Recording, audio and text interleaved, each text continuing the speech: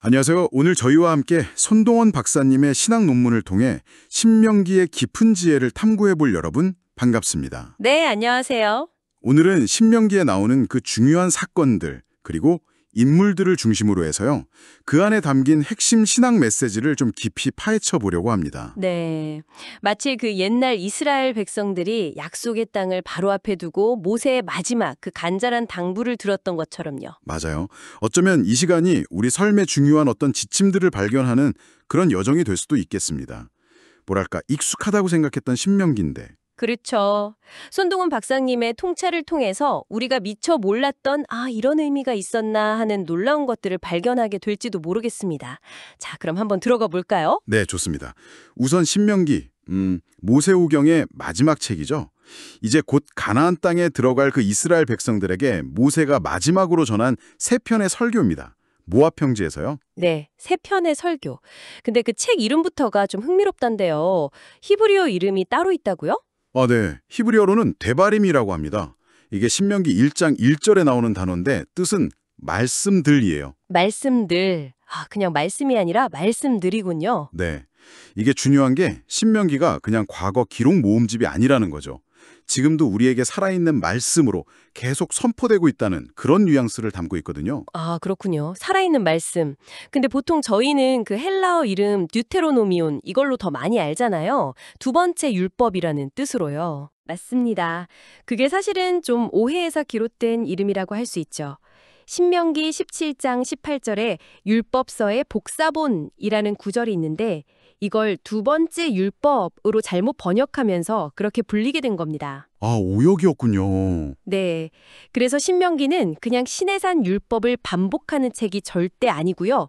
오히려 그 광야에서 태어난 새로운 세대들, 이 세대들에게 맞게 언약의 의미를 다시 해석하고 또 그들의 삶 속에서 이걸 어떻게 살아낼지 재선포하는 뭐랄까 훨씬 역동적인 책이라고 할 수 있습니다. 훨씬 역동적이다. 네, 크리스토퍼 라이트 교수도 그랬죠. 신명기는 단순한 율법책이 아니라 생명의 책이고 언약이 그냥 재확인되는 게 아니라 새로운 세대를 위해 새롭게 조명되는 곳이라고요.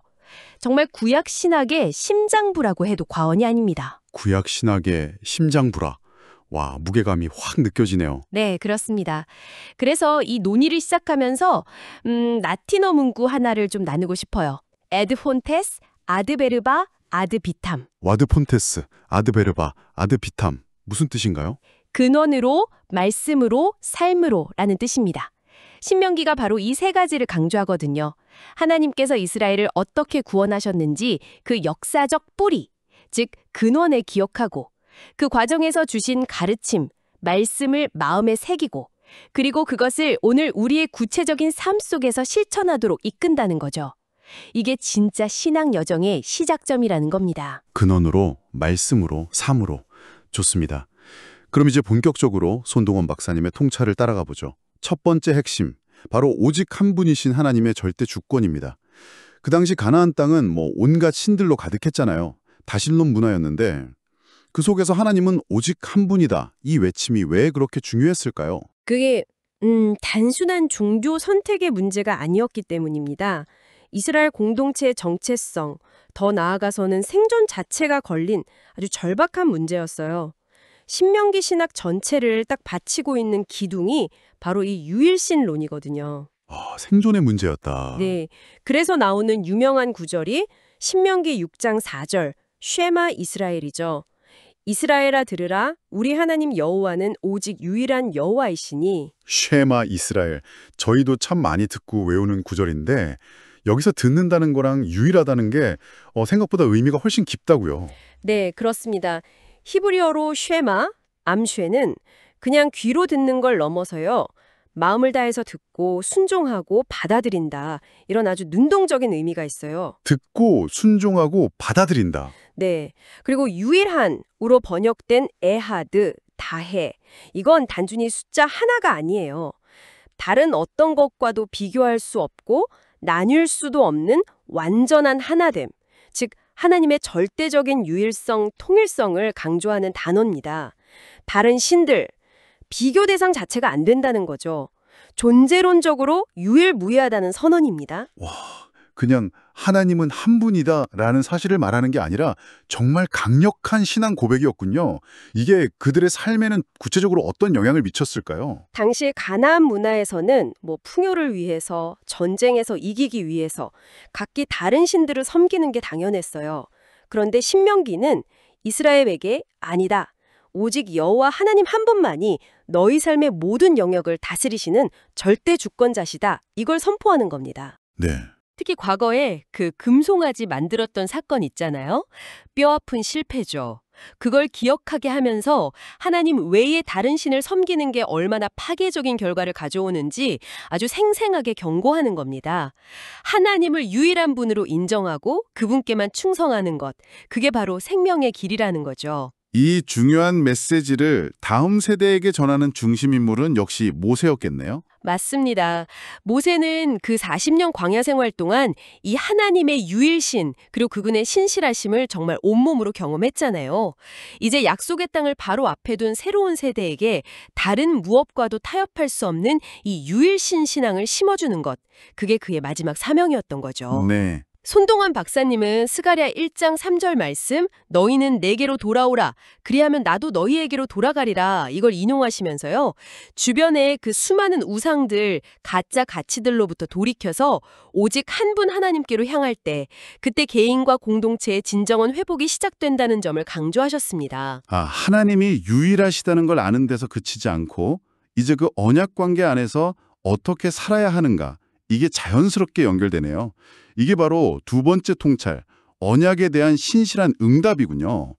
근데 보통 율법하면 좀 딱딱하고 지키기 어렵다 이런 느낌이 들기 쉬운데요. 신명기는 이걸 어떻게 제시하나요? 오히려 그 반대라고 볼 수 있습니다. 신명기는 율법을 우리를 막 올가매는 무거운 짐, 이게 아니라요. 하나님의 백성을 보호하고 복된 삶으로 인도하는 아주 은혜로운 선물로 제시합니다. 의뢰로운 선물이다. 이 가르치며 이렇게 나오잖아요. 율법은 그냥 지켜야 할 조항 목록, 이게 아니라는 거예요. 마음에 새겨서 삶의 중심으로 삼고 다음 세대에게까지 기쁨으로 전수해야 할 하나님의 가르침이라는 거죠. 하나님의 가르침. 네. 그래서 율법을 뜻하는 히브리어 토라, 하루프도 단순히 법이라는 의미를 넘어서 가르침, 지침, 교훈 이런 훨씬 토괄적인 의미를 가지고 있습니다. 뭐랄까 삶의 방향을 알려주는 내비게이션 같은 거죠. 삶의 내비게이션이라 율법에 대한 관점이 확 달라지는데요. 근데 신명기 28장에 보면 순종하면 복 받고 불순종하면 저주받는다 이런 말씀도 나오잖아요. 이건 좀 무섭게 들리기도 하는데 이 은혜로운 선물이라는 관점하고 어떻게 조화가 될 수 있을까요? 그거 좋은 질문이십니다. 축복과 저주의 선포가 하나님께서 변덕스러우시거나 우리를 겁주시려는 게 아니에요. 오히려 언약 관계의 그 실제, 현실을 명확하게 보여주는 겁니다. 현실을 보여준다. 네. 하나님께서 제시하신 생명의 길, 즉 그분의 가르침, 토라를 따라 살면 안전하고 풍성한 삶, 즉 복을 누리지만 그 길에서 벗어나면 위험과 고통, 저주에 빠질 수밖에 없다. 이걸 알려주시는 거죠. 마치 부모가 자녀에게 거기 위험하니까 가지마 하고 간절히 당부하는 것처럼요. 하나님의 사랑과 공의의 표현으로 이해할 수 있습니다. 네. 그 광야에서 만나 내려주셨는데도 불평하고 옛날 애굽 생활 그리워했던 백성들 생각해보세요. 하나님의 인도하심, 즉 율법을 따르지 않았을 때 어려움을 겪었잖아요. 율법은 우리를 속박하는 게 아니라 우리를 지켜주는 안전 울타리인 셈이죠. 단연 울타리. 그렇군요. 그럼 이 언약에 대한 응답, 즉 율법을 삶으로 살아내야 했던 대표적인 인물은 누구를 꼽을 수 있을까요? 단연 여호수아입니다. 모세의 뒤를 이어서 이스라엘 백성을 이끌고 가나안 땅에 들어가야 했잖아요. 그리고 바로 이 신명기의 토라를 실제로 적용하면서 살아가야 할 책임을 맡은 지도자였죠. 네, 여호수아. 실제로 여호수아 1장 8절 보면 하나님께서 여호수아에게 직접 말씀하시죠. 이 율법책을 내 입에서 떠나지 말게 하며 주야로 그것을 묵상하여 그 안에 기록된 대로 다 지켜 행하라. 그리하면 내 길이 평탄하게 될 것이며 내가 형통하리라. 신명기의 가르침을 그대로 따르라고 명령하시는 겁니다. 그렇군요. 손동은 박사님은 이 부분을 설명하시면서 마태복음 5장에서 예수님이 하신 말씀 있죠. 내가 율법이나 선지자를 폐하러 온 줄로 생각하지 말라. 폐하러 온 것이 아니오 완전하게 하려 함이라. 이걸 연결시키셨어요. 율법의 조문을 넘어서 그 안에 담긴 사랑의 정신, 즉 하나님 사랑과 이웃 사랑으로 율법을 완성하신 거다.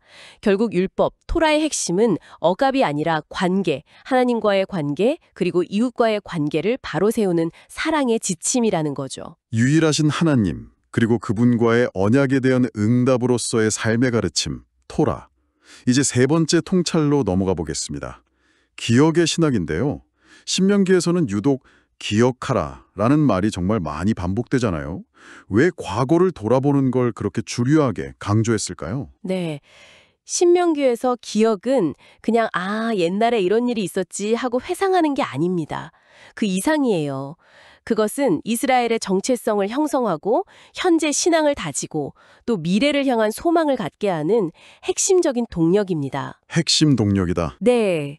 출애굽의 그 놀라운 구원, 시내산에서의 언약 체결, 40년 광야 생활 동안 신실하게 인도하신 것들, 이런 과거 사건들을 기억함으로써 하나님이 어떤 분이신지, 그리고 우리 자신이 누구인지, 즉 하나님의 선택받은 언약 백성이라는 정체성을 잊지 않도록 하기 위한 겁니다. 여기서도 중요한 히브리어가 있겠네요. 기억하다는 말이에요. 네, 바로 자카르입니다. 이 단어가 기억하다는 뜻인데 그냥 머릿속으로만 떠오르는 게 아니에요. 그 기억이 현재의 삶에 영향을 미치도록 마음에 새기고 행동으로 옮긴다는 의미까지 포함하고 있습니다. 행동까지 포함하는군요. 그렇죠. 예를 들어서 안식일을 기억하여 거룩하게 지키라는 것은 창조와 구원의 은혜를 기억하고 그 기억에 합당하게 행동하라는 거죠. 반대로 하나님을 잊어버리는 것, 낙하엔, 이건 단순한 망각이 아니라 언약 관계를 깨뜨리는 배신 행위로까지 간주됩니다. 유월절 같은 절기를 지키는 것도 이런 기억을 위한 중요한 장치였겠네요. 정확합니다.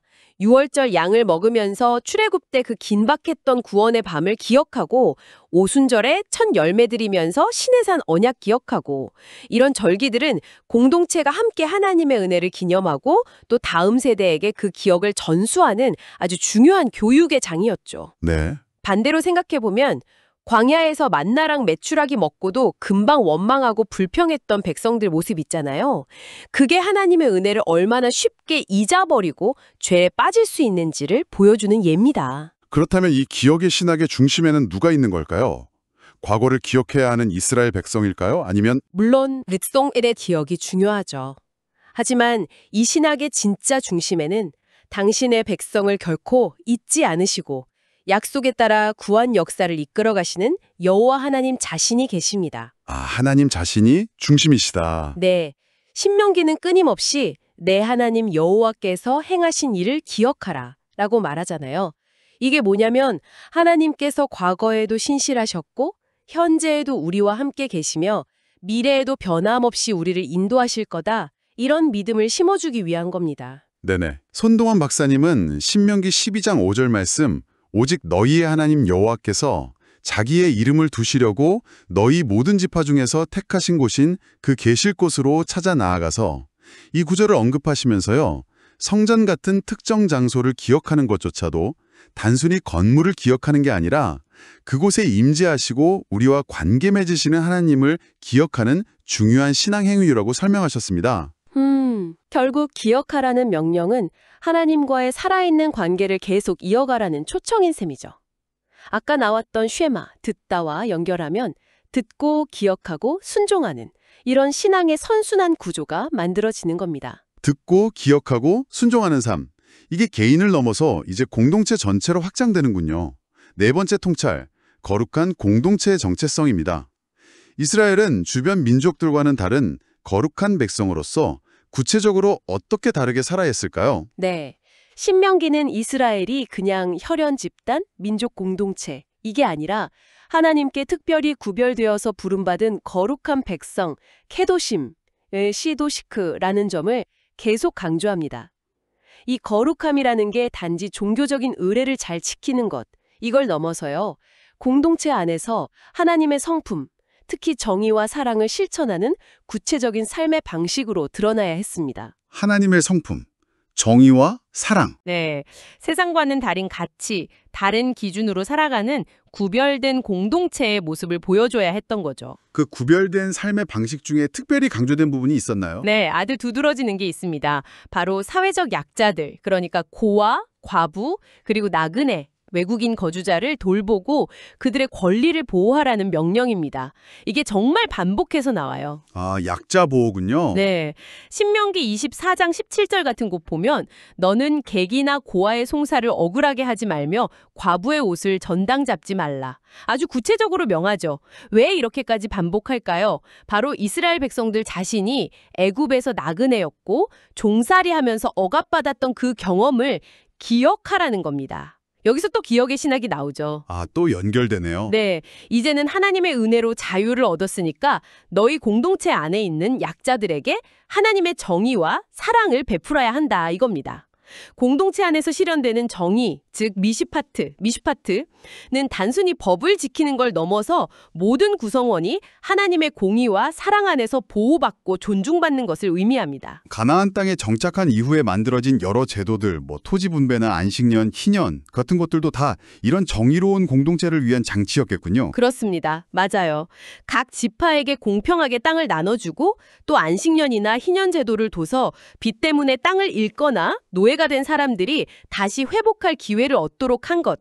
이런 것들은 경제적인 불평등이 심화되는 걸 막고 공동체의 건강성을 유지하려는 하나님의 아주 세심한 배려였던 거죠.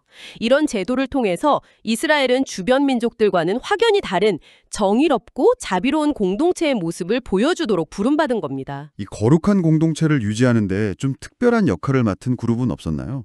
예를 들면 제사장이나 나그네나 약자처럼 취급되기도 했지만 12.21 바로 그 위치에서 백성들에게 하나님의 말씀을 가르치고 공동체의 신앙적, 도덕적 기준을 세우는 아주 중요한 책임을 감당했습니다. 그렇군요. 손동훈 박사님은 이 부분을 아모스 선지자의 외침, 오직 정의를 물같이 공의를 마르지 않는 강같이 흐르게 할지어다 이 말씀과 연결시키셨어요. 신앙이라는 게 그냥 예배당 안에서 경건하게 있는 것, 여기에만 머무는 게 아니라는 거죠. 우리가 살아가는 공동체, 사회 속에서 구체적인 정의와 사랑의 실천으로 나타나야 한다는 겁니다. 히브리어 헤세드, 네섹라는 말이 인자, 자비, 언약적 사랑 등 다양하게 번역되는데 바로 이 변함없는 사랑과 신실함이 공동체 구성원들 사이의 관계를 특징 지어야 한다고 신명기는 강조합니다. 자, 이제 드디어 마지막 5번째 통찰입니다. 예언자적 리더십의 계승. 정말 위대한 지도자였던 모세도 결국 죽음을 피할 수는 없었잖아요. 하지만 이스라엘을 향한 하나님의 계획은 계속되어야 했고요. 모세 이후의 리더십은 어떻게 이어졌고 그 핵심 원리는 무엇이었을까요? 네, 모세의 죽음. 이건 한 시대의 끝이면서 동시에 새로운 시대의 시작을 알리는 아주 중요한 사건이죠. 그리고 또 아무리 위대한 인간 지도자라 할지라도 유한하다는 것을 보여주기도 하고요. 그런데 신명기가 강조하는 핵심은 이겁니다. 모세의 리더십이 여호수아에게 계승될 때 그 권위의 근원이 모세 개인의 어떤 카리스마나 능력이 아니었다는 거예요. 아, 모세 개인에게서 나온 게 아니다. 네, 오직 하나님의 말씀에 있었다는 점입니다. 리더십은 사람에게서 사람으로 이어지는 것처럼 보이지만 그 본질적인 권위와 능력은 하나님과 그분의 말씀으로부터 나온다는 거죠. 그 리더십 계승이 구체적으로는 어떻게 이루어졌나요? 말씀이 근원이라는 건 또 어떻게 알 수 있고요? 신명기 34장 9절을 보면 이렇게 기록되어 있습니다. 모세가 눈의 아들 여호수아에게 안수하였으므로 그에게 지혜의 영이 충만하니. 여기서 안수하다는 히브리어 세마크는 그냥 손을 얹는 행위를 넘어서요. 모세가 가졌던 공적인 권위와 책임을 여호수아에게 공식적으로 위임하는 것을 의미합니다. 아, 공식적인 위임이군요. 네. 그런데 중요한 건 그 결과 여호수아에게 지혜의 영, 루아흐, 하호르, 이 충만해졌다는 점이에요. 이 루아흐는 하나님의 영, 능력, 생기를 의미하는데 결국 리더십에 필요한 지혜와 분별력은 인간적인 자질이 아니라 하나님께서 부어주시는 영적인 선물이라는 걸 분명히 보여줍니다. 그리고 그 영은 하나님의 말씀을 깨닫고 순종하도록 이끄는 영이고요. 아, 그러니까 리더의 자격이라는 게 무슨 타고난 능력이나 인기가 아니라 하나님의 말씀을 얼마나 잘 듣고 순종하느냐 여기에 달려 있다는 거군요. 바로 그겁니다. 모세 자신조차도 그랬잖아요. 광야에서 반석에게 명령해서 물을 내라는 하나님의 말씀을 어기고 지팡이로 반석을 2번 치는 불순종을 저질렀을 때 그 결과로 약속의 땅에 들어가지 못하는 안타까운 결과를 맞이했죠. 네, 그랬죠.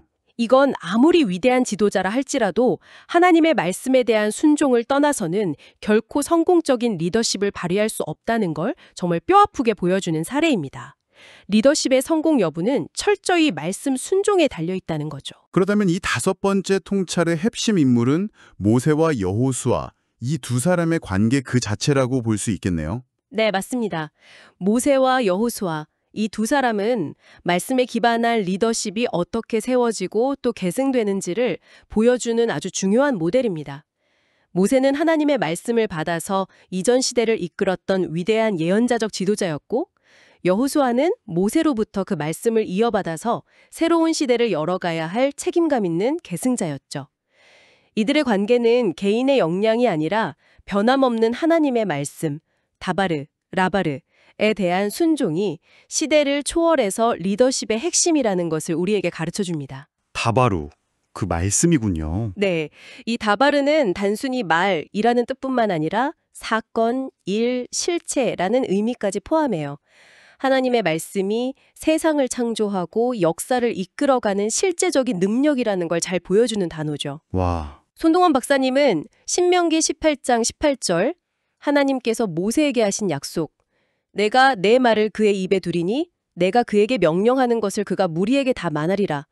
이 말씀을 지적하시면서 모세의 권위조차도 그 자신의 것이 아니라 그의 입에 담긴 하나님의 말씀에서 비롯되었다는 걸 강조하셨습니다.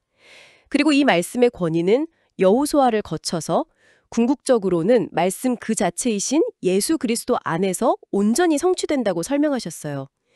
인간 지도자는 세월과 함께 사라지지만 하나님의 말씀은 영원히 서 있고 벌품도민이 만해치 내터눔. 이것이야말로 교회가 의지해야 할 유일한 권위의 원천이라는 것이죠. 와, 정말 신명기를 바라보는 시각이 뭐랄까 훨씬 깊어지고 넓어진 느낌입니다. 오늘 손동원 박사님의 논문을 통해 신명기의 5가지 핵심 기둥을 짚어봤는데요. 한번 정리해 볼까요?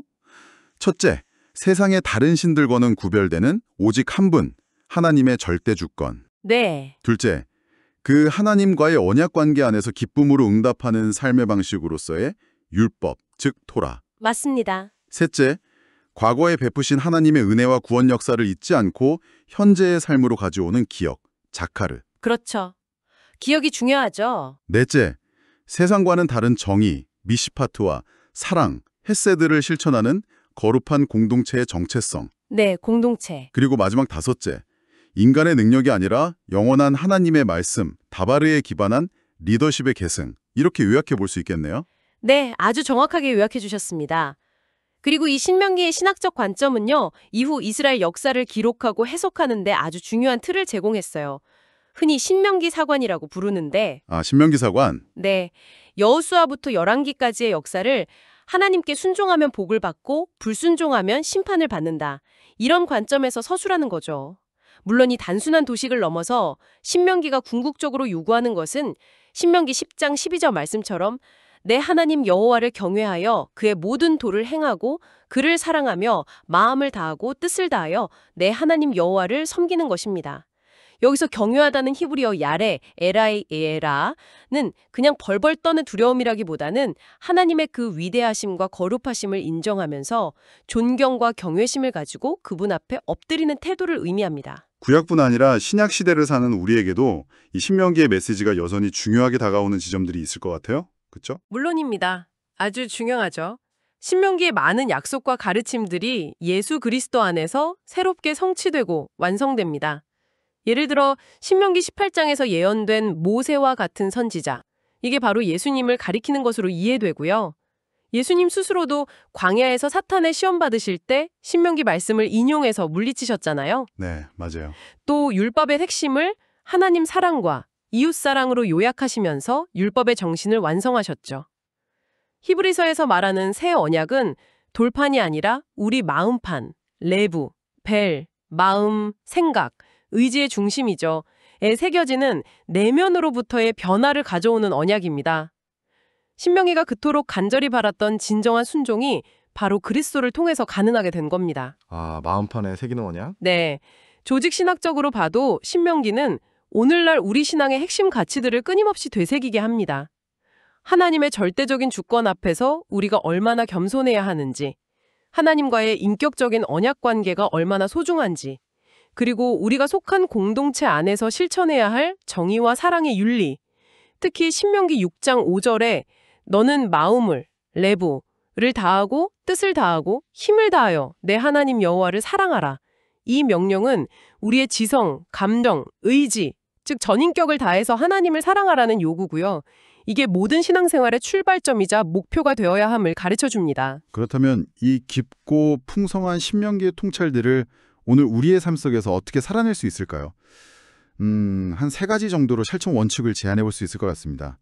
첫째는 말씀 기억과 묵상입니다. 신명기가 그토록 기억하라고 외쳤듯이 매일 하나님의 말씀을 가까이 하고 그 의미를 되새기면서 삶의 기준으로 삼는 노력이 필요하겠죠? 네, 꾸준한 묵상이 중요합니다. 둘째는 공동체 아래서의 정의 실천입니다. 교회, 공동체뿐만 아니라 우리가 발딛고 살아가는 가정, 직장, 사회 속에서 약한 이들의 목소리에 귀 기울이고 정의를 세우기 위해 힘쓰는 것.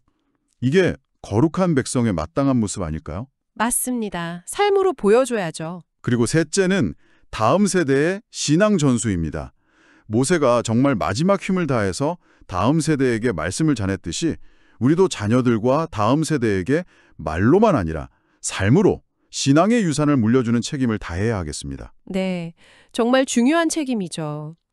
그리고 영적인 권위라는 것이 어떤 인간적인 카리스마나 조직 운영 능력 이런 데서 나오는 게 아니라 오직 하나님의 말씀에 대한 깊은 이해와 순종에서 나온다는 것을 꼭 기억해야 합니다. 우리는 성경을 그냥 과거 기록이나 교리집으로만 대할 게 아니라 오늘 바로 나에게 말씀하시는 하나님의 살아있는 음성으로 듣고 반응해야 합니다. 칼바르트가 강조했듯이 말씀은 우리에게 끊임없이 말을 걸어오고 있거든요. 말씀이 말을 걸어온다. 네. 마지막으로 손동원 박사님은 스가랴 4장 6절 말씀 이는 힘으로 되지 아니하며 능력으로 되지 아니하고 오직 나의 영으로 되느니라. 이 말씀을 통해서 신명기의 이 위대한 가르침들이 결국 우리의 결단이나 노력만으로는 이루어질 수 없다는 걸 상기시키셨습니다. 오직 우리 안에 거하시는 하나님의 영, 루아흐의 도우심을 구할 때만이 이 말씀들이 우리 삶 속에서 진짜 능력으로 나타날 수 있다는 거죠. 아, 성령의 능력으로. 그렇습니다. 종교개혁자들이 외쳤던 솔라 스크립투라, 오직 성경, 솔리 데오 글로리아, 오직 하나님께 영광, 이 구호들이 바로 이 신명기의 정신과 깊이 연결되어 있습니다. 하나님의 말씀, 다바르, 라바드, 만이 우리의 삶을 인도하는 유일한 빛이고 그 말씀을 따라 살아가는 모든 여정의 궁극적인 목적은 오직 하나님께 영광을 돌리는 것이어야 합니다. 이 말씀이 오늘날 이 절망과 혼돈 속에서도 우리에게 변치 않는 소망이 된다는 것을 다시 한번 마음에 새기면 좋겠습니다. 네, 오늘 우리가 함께 탐구한 신명기의 이 5가지 가르침, 이 말씀들, 대바림, 이 지금 당신의 삶이라는 약속의 땅을 향해 나아가는 그 요정 속에서 여러분에게는 어떤 의미로 다가오시나요? 모세가 다음 세대에게 남긴 이 간절한 유언과도 같은 말씀들을 오늘 나의 삶에 어떻게 적용하고 또 살아낼 수 있을지 잠시 깊이 생각해보는 시간을 가져보시면 좋겠습니다. 오늘 함께해 주셔서 정말 감사합니다. 네, 감사합니다.